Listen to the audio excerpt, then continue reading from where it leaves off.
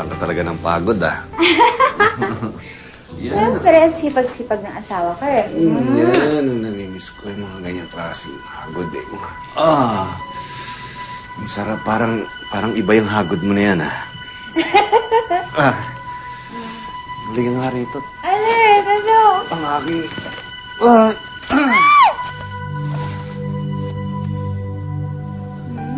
Kahit napagod ako, para sa'yo parang may natitira pa akong lakas.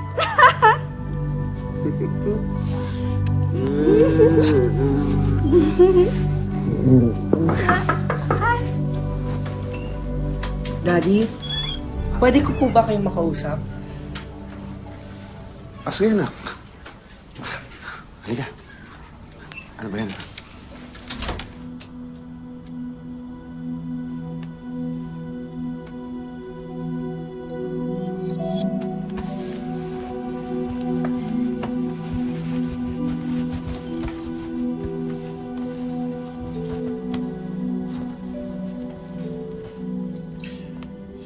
Hindi ba't sinamahan ka naman ng tita Olive mo? Pero syempre po, iba pa rin po pag family.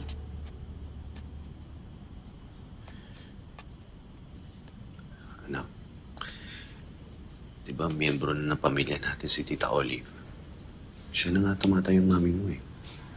Mabait man po si Tita Olive, pero syempre, gusto ko pa rin po si Mami yung mag-aalaga sa akin.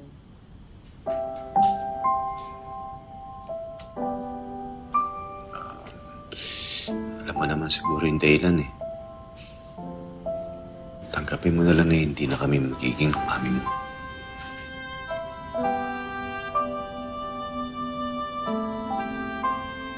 Bakit hindi ka ba masaya kay Daddy?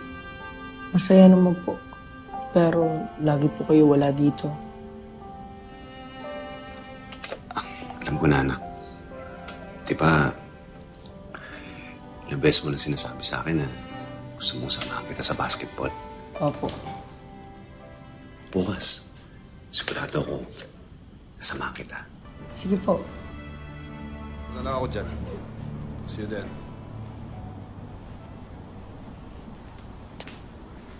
Anak, pasensya ka na. May emergency meeting ako, eh.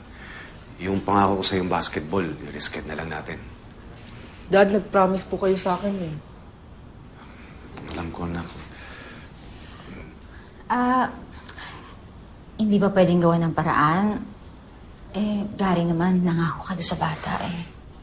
Olive, hindi naman pwede i-cancel to. Alam mo naman ang nature ng trabaho ko.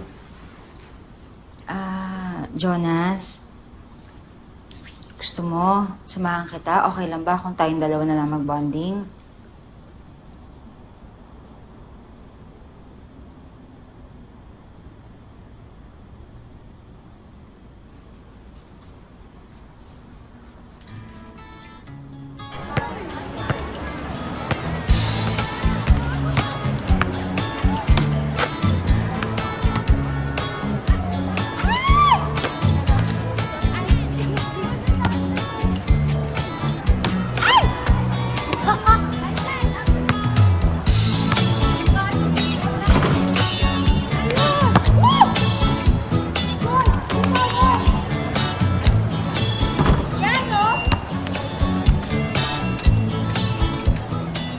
Tita, salamat po sa pagsama sa akin sa pagbabasketball. Tama nga po si Daddy, ang bait ko po. Akala ko po dati, masungit po kayo sa akin. Tsaka lagi niyo po akong papagalitan. Ano ka ba? Bakit ko naman gagawin yun? Mabait ka naman bata. Thank you po talaga, Tita. Alam mo, from now on, you can call me Mommy. Okay, okay, Mami Olive. Mami Olive, pwede niyo po bang turuan ako sa reclamation piece ko sa school?